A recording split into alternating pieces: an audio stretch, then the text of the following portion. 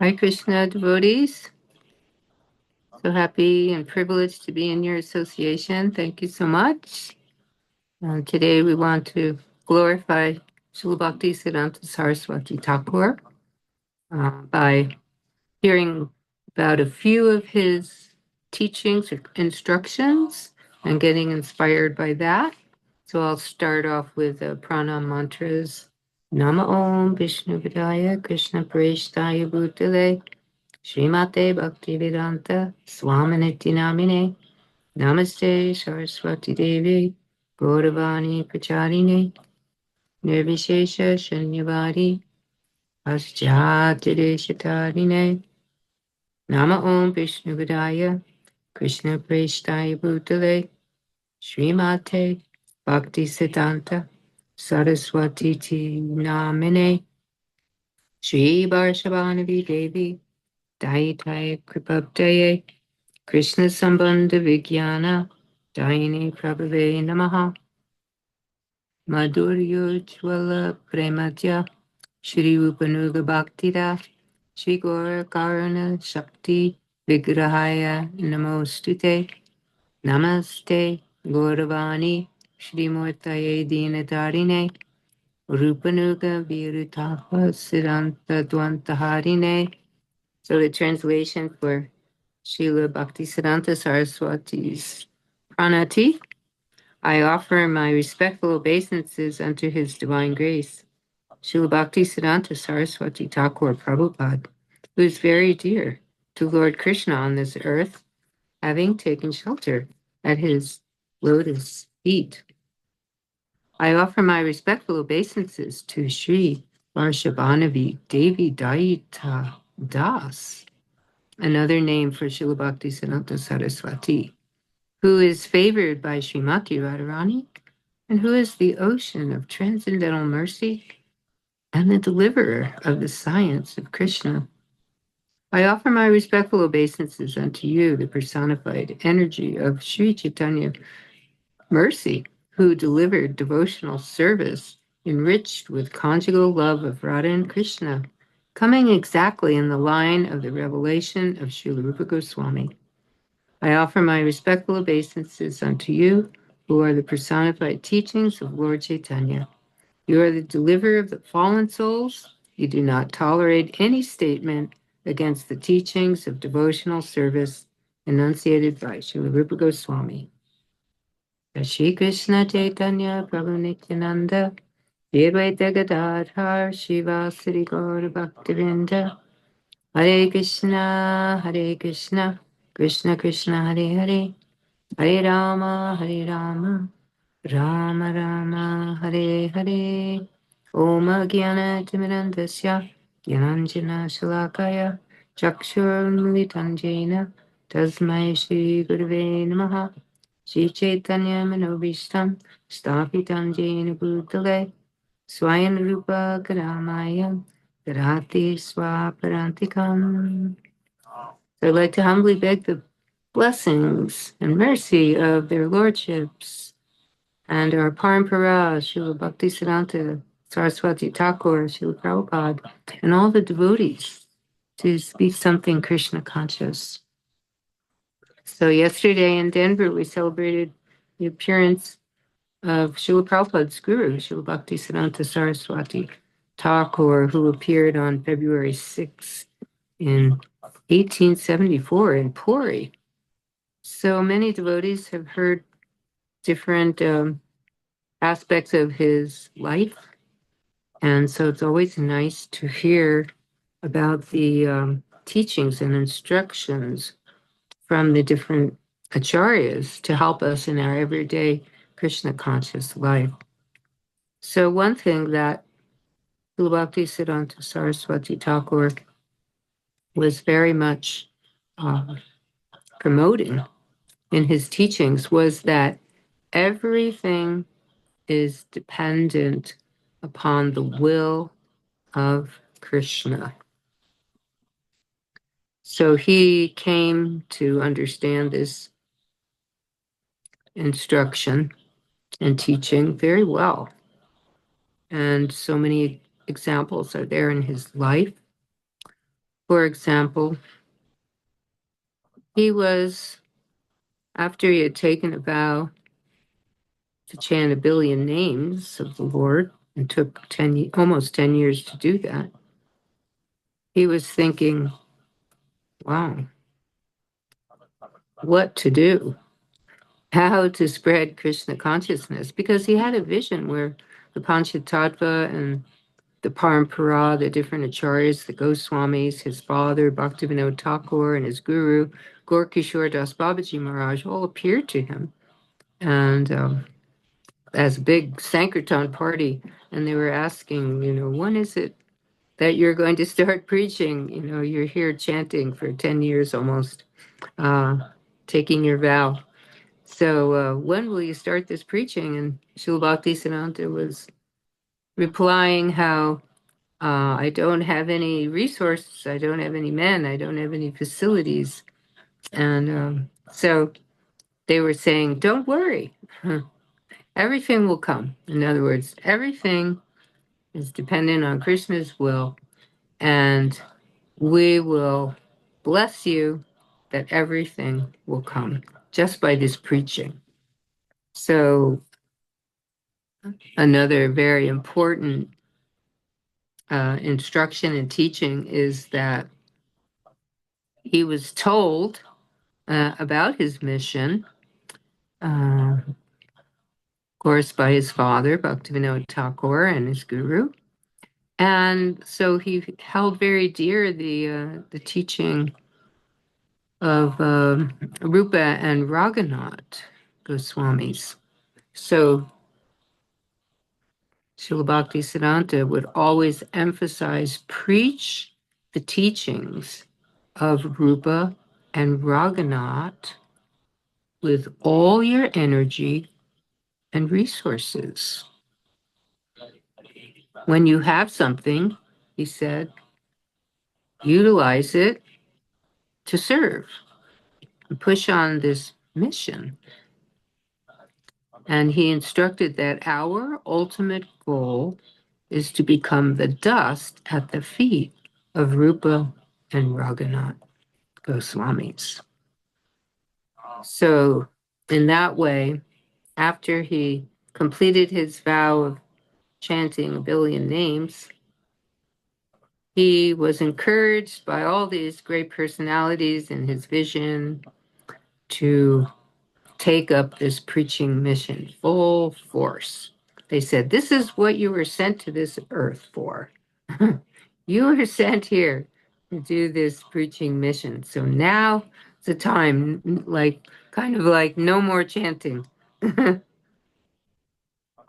Anyway, his vow was uh, either completed or almost completed by that time. And so also, he would teach his disciples that they should work conjointly under the instructions and discipline of the spiritual master, with the view to serve the absolute knowledge of the Supreme Personality of Godhead. So this is a very similar instruction that Prabhupada gave on his disappearance bed in Vrindavan in 1977, where he said, you can show your love for me by cooperating to serve this mission together. So whatever you have, whatever you're doing, whatever anyone's giving, whatever they have to contribute, use it in that service of the mission, and do it conjointly or cooperatively. So these instructions were topmost for both Srila Bhaktisiddhanta and for Srila Prabhupada and for us. Now we have to take up the baton of these instructions to cooperate. And so in regard to that, Srila Bhaktisiddhanta was saying that to his disciples, you should somehow live without quarreling. So how are you going to do that? And so he said, by putting Krishna in the center, right? Work conjointly. And of course, later on, after he left this planet, there was some quarreling and not really working cooperatively always and conjointly to establish a governing body commission for the Gaudiya Math. So that was some of the history of what developed from the quarreling and not working according to Srila Bhaktisiddhanta's instructions and according to his teachings. Live without quarreling, work conjointly, work together. You know. So work under a governing body commission. So in this way, we could see the difficulties that arose in the Gaudiya Math because of not following these teachings. These are such important instructions, and by not following them, so much divisiveness came about. And it was a good lesson, Prabhupada said, for us to learn that we should not do this. And that's why Srila Prabhupada emphasized that before he disappeared, to be able to work cooperatively. And another teaching from Srila Bhakti Siddhanta Saraswati was, do not give up your service despite all criticism, danger, and discomforts, because they will come. Not everything's going to go our way, isn't it? It's not always going to be comfortable in this material world. We hear that from the Shastra. Prabhupada would say, easy life and Krishna consciousness, they don't go well together. In other words, easy kind of materialistic consciousness that doesn't go with Krishna consciousness. So don't give up your service despite the fact that there may be criticism, danger, discomforts, and there may be obstacles, right, on the path of devotion. But I can't think that this is not going to happen. I can't think that just because I'm serving Krishna, that everything's going to be comfortable. I mean, just read the Gita, see what Arjuna was going through. Read Bhagavatam and see what the Pandavas and Dhruva and Prahlad and Queen Kunti and Ambarish Maharaj and Gajendra went through. A lot of obstacles, so to speak. So we can see how these obstacles, he said, can be our friends. The obstacles can be friends of the devotee because they help us to keep Krishna in the center and take shelter and understand what really matters, right? And great souls, they're put through these difficulties and situations to show the examples, like we just mentioned from the Bhagavatam, with Prahlad and Dhruva and the Pandavas and Mahabharata and everything that we read. So many obstacles, a lot of difficulties. So we shouldn't give up, right? It's great. It's a great quality when we just don't give up despite the obstacles. So we see this example, and this is something that all great acharyas, like Srila Bhakti Siddhanta, emphasized, and even our Srila Prabhupada, of course, emphasized this. And they would always say, if the materialists, the people who are in material consciousness, if they can do so much in this world despite whatever goes on, then how much more a devotee should be able to do, right? So he would encourage, don't be disappointed because things don't go your way. And he would tell, for example, he would tell Prabhupada and the devotees, the disciples, even if only a few people hear from you, go on preaching And if even no one comes, he would say, preach to the four walls. So there's a pastime where Srila Bhakti, Thakur was not able to attend a particular program, and he sent Bhakti Siddhanta to preach.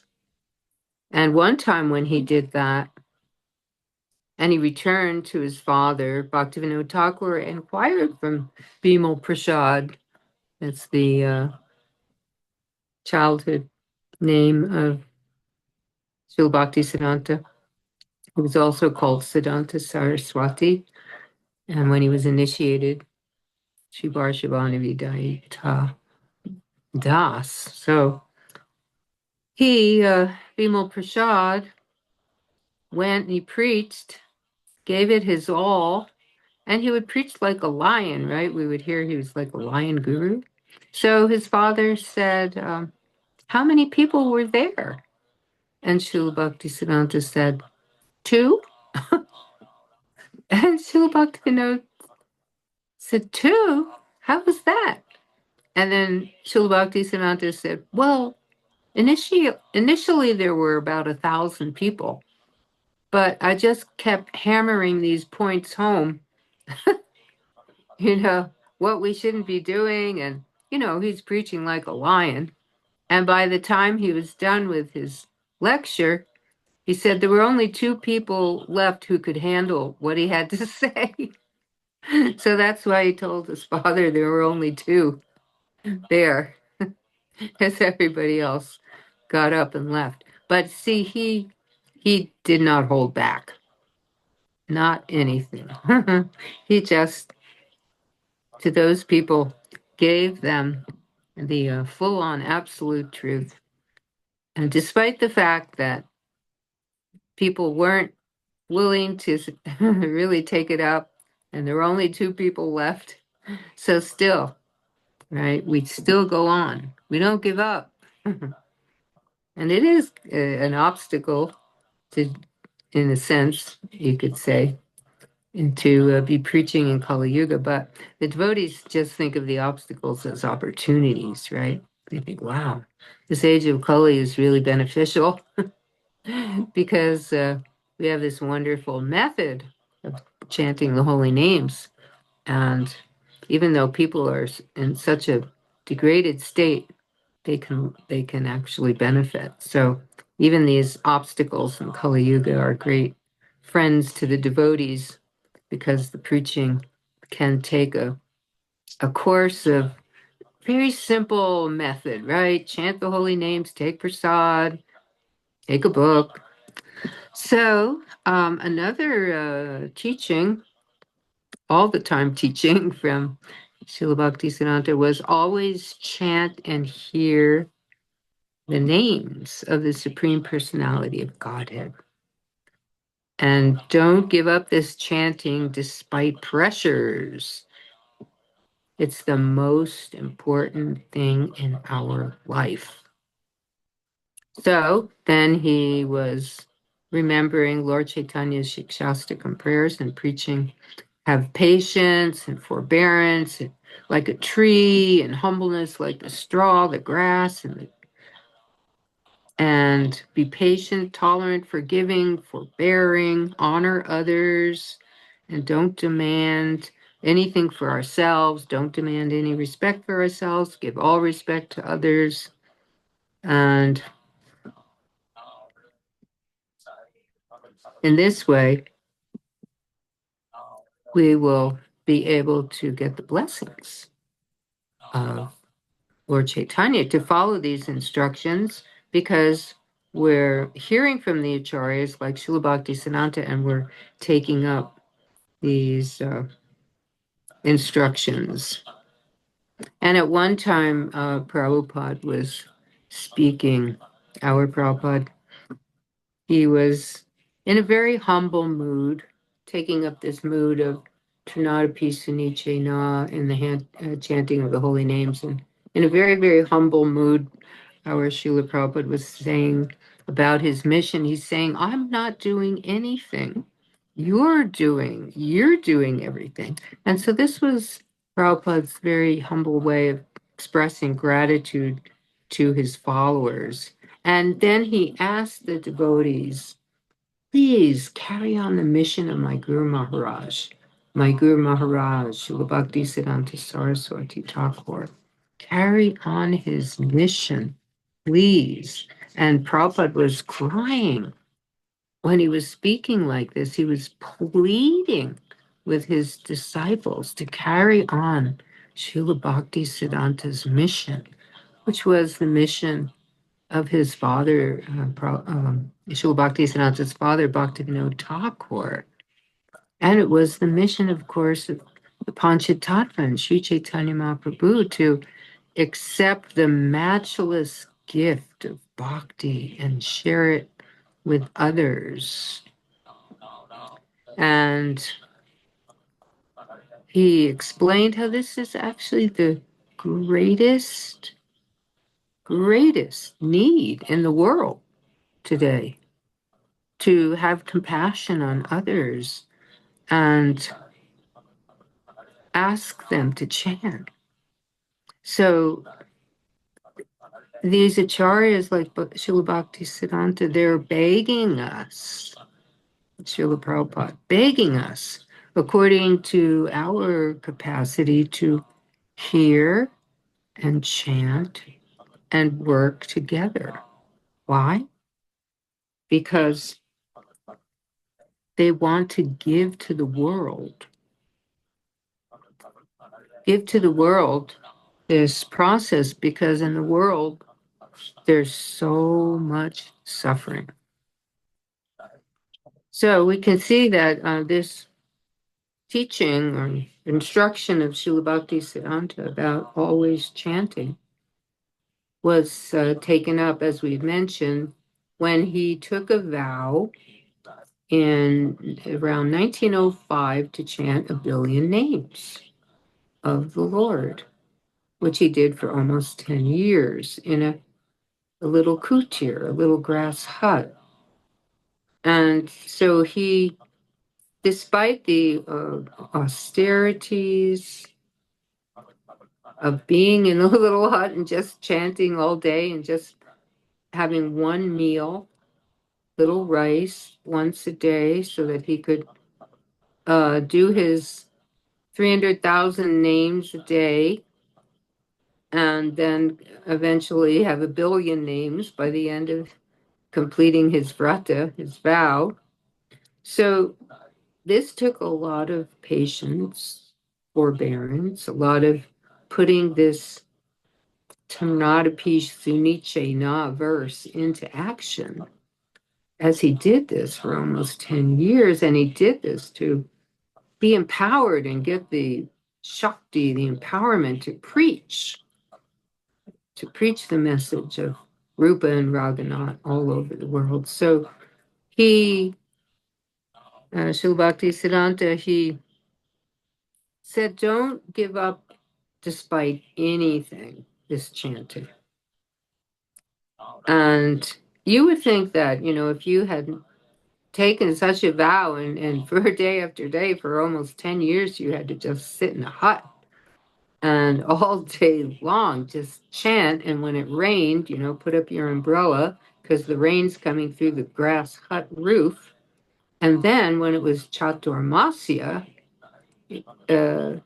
Srila Bhakti Siddhanta Saraswati, he observed the Chaturmasya, and he would only eat like the unspiced kind of khichdi type prasad, no salt, just totally unspiced, and he would have it on the ground of the hut, and he would bend over with his hands behind his back, and just with his mouth, whatever he could take in from that prasad that was on the ground, maybe on a banana leaf or something, and take that as his only sustenance for the day.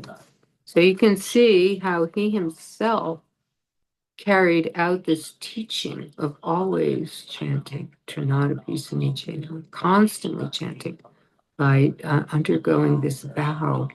And then after completing the vow, how he carried out the instructions of preaching the teachings of Rupa and Raghunath by hearing from his predecessors how they said, now is the time, go out and preach. and and they supported him, even though they'd all left the planet, right? All these personalities, they were supporting him through their coming to him in a vision and telling him everything will be done. You just go out and you start the mission. So he did. He went out, and it was hard at first, maybe just at first. There were only like about 3 brahmacharis in the Gaudiya Math, and one of them was young uh, Bhakti Vigyan Keshava Maharaj. He came as a brahmachari, and even his aunts came and surrendered to Srila Bhakti Siddhanta. They were the 2 first female disciples, the aunts of um, Keshava Maharaj, who was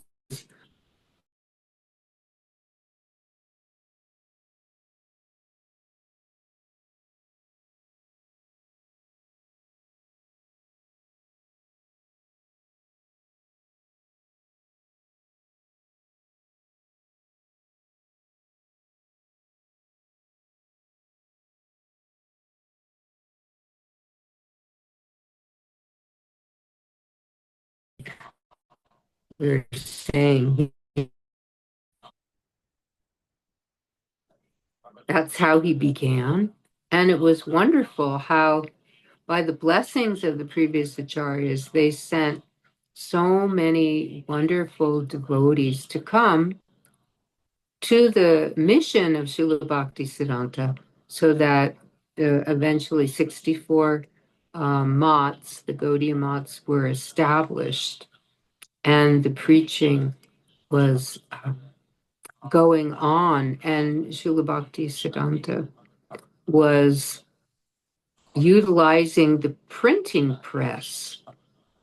Actually, in one temple, I think it was in Navadvip, the printing press was kept in the temple room because it was the divine paraphernalia, printing the messages of Lord Chaitanya, these teachings.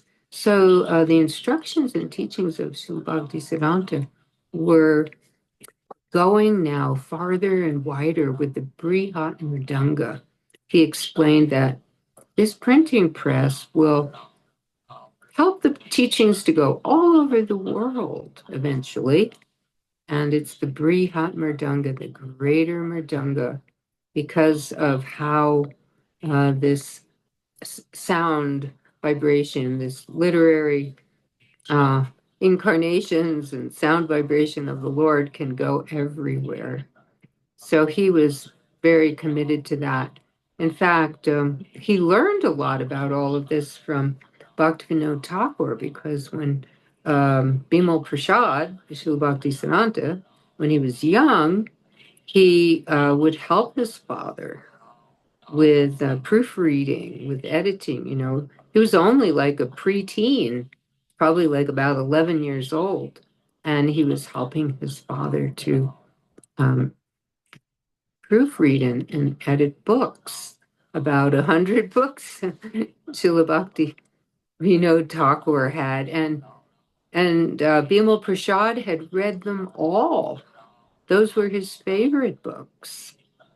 He loved his father's books. When he went to school, he wasn't interested in reading the school texts. He read his father's books, or he would read the books in the library. And one time when he after some of his college years, when he got employment by one royal family, what did he do?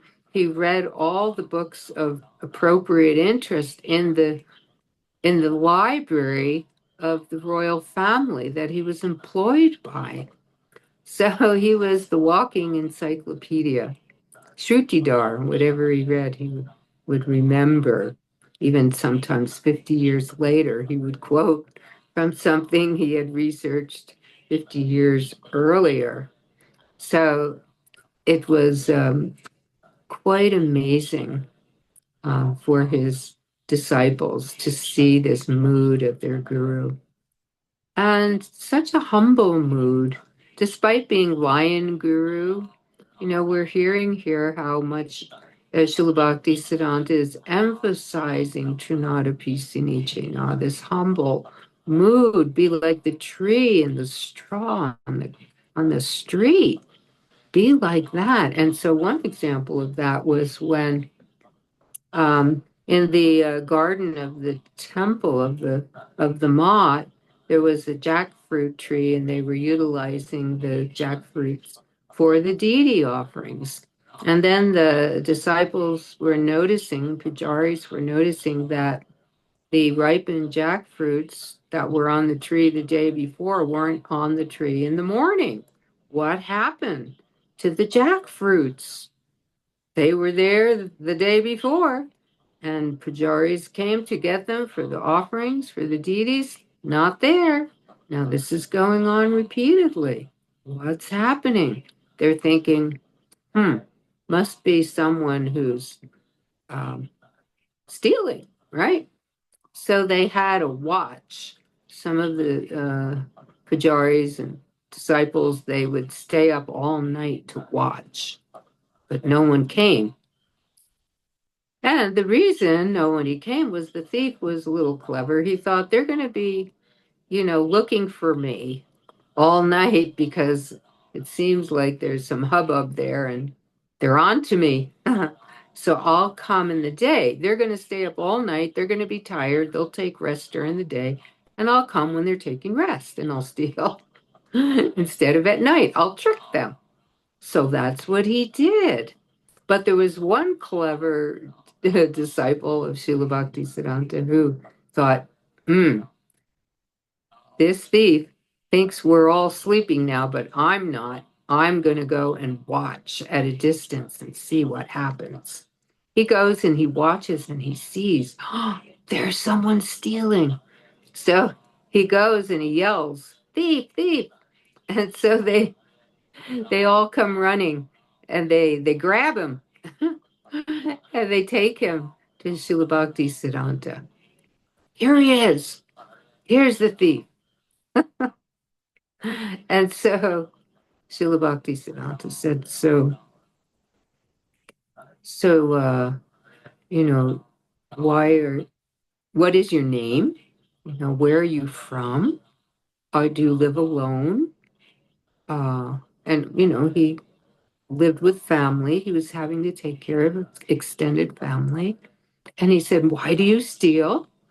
And the thief said, because I have this whole family to take care of. And so I take the jackfruit. This is all we have to eat. And so then Shilbhakti Siddhanta, he felt so sad to hear this, that they had no money. They were so poor and all they were eating was jackfruit. And tears were coming down from Shilbhakti Siddhanta's eyes. And he was telling the thief, you cannot just live on jackfruit. You need to have rice and dal and chapati. And the thief said, but I don't have enough money for that. I can't afford that. And so poor thief is probably thinking they're going to hang him up or do something, punish him gravely for what he's done. And he's quite nervous, but he's seeing this compassion coming from Srila Bhakti Siddhanta. And so Srila Bhakti Siddhanta says to his disciples, you pack for this man enough prasad, the rice, the dal, the sabji, the puri or the chapatis. You pack enough for a week. He's been stealing for a week. He needs to have prasad week by week. So he ordered his disciples to cook and give this prasad to the thief. And the thief was saying, I don't know how I could possibly carry all that. And then Srila Bhakti Siddhanta said, don't worry, these disciples, they will carry to your home. So the thief, who was expecting to be terribly punished, was given such loving compassion by Srila Bhakti Siddhanta.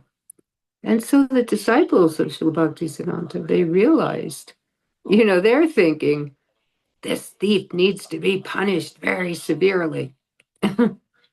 They were in that dunda mood, just give him what he deserves. But then they saw the example of their guru, who was highly compassionate and forbearing, even though he was the strong, roaring lion guru still. He put forward the teachings of Rupa Raghunathan, Sri Chaitanya Mahaprabhu, of Trinada Peace and Ichina. Be humble by chanting these names. You will develop this humility and this forbearance and this compassion and this loving mood. And so he gave this wonderful experience to his disciples to see how to take that mood on. And then one time he showed that mood of humility and forbearance when his disciples were very disturbed by a man who would come to visit the mott or their walks or wherever they were, and he was always critical of Srila Bhakti Siddhanta. And they were so frustrated, the disciples. They just wanted to get rid of him, but Srila Bhakti Siddhanta wouldn't allow it. And they're just confused. And then one day he didn't show up, this criticizer. And the disciples went to Srila Bhakti Siddhanta joyfully reporting that he's left this world. He's left this world. And they were so happy, oh, he's not going to bother Guru Maharaj anymore. But then Srila Bhakti Siddhanta just hung his head and he said, oh, I have lost my friend, my best friend. And they were thinking, what is this? And then Srila Bhakti Siddhanta explained how he was my friend. He would not praise me, but he would be critical to help me, to give me understanding of where I need to improve. And he just took the critiques of this ordinary man as so valuable to improving his spiritual life in such a humble mood. And so in this way, he taught his disciples this amazing humility of how a criticizer was his best friend because he really told it as it is, so to speak. So in that way, there were different instances like this where Srila Bhakti Siddhanta showed his disciples and friends how to implement these instructions of humility and Trinada Pisini into your lives.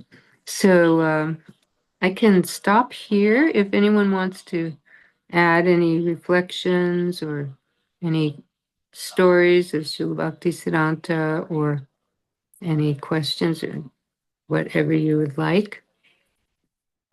Hare Krishna Mataji, so amazing, so many wonderful teachings. One thing that I remember is how I'm not sure if you shared how he didn't take any mangoes. Oh, yeah. Yeah, that pastime I always relish. Yeah, but Yeah. Thank you for bringing that up. He was quite young. He was just like a toddler. And even though he had taken unknowingly, so to speak, the mango for the deity, his father, Srila Bhaktivinoda Prabhupada said, mildly rebuked him. You no, you did wrong. This is for the deity. And then, even though Bhakti Siddhanta Bimal Prasad was just a little toddler, sometimes they say maybe only 3 years old or something, that he vowed to never take mango again. And when anyone would offer him disciples, try to offer the king of fruit, he would say, no, I am offender. And he would never take mango. Yeah. So, yeah, such a nice And pastime. I was also appreciating how when you share in the beginning that we should not quarrel, and one way of not avoiding quarrel is to put Krishna in the center. That's such a deep instruction, to remember. But I really appreciate you bringing that point. Thank you. Yeah, so many practically unlimited instructions come from the acharyas, and from one instruction, uh, so much is there contained within it.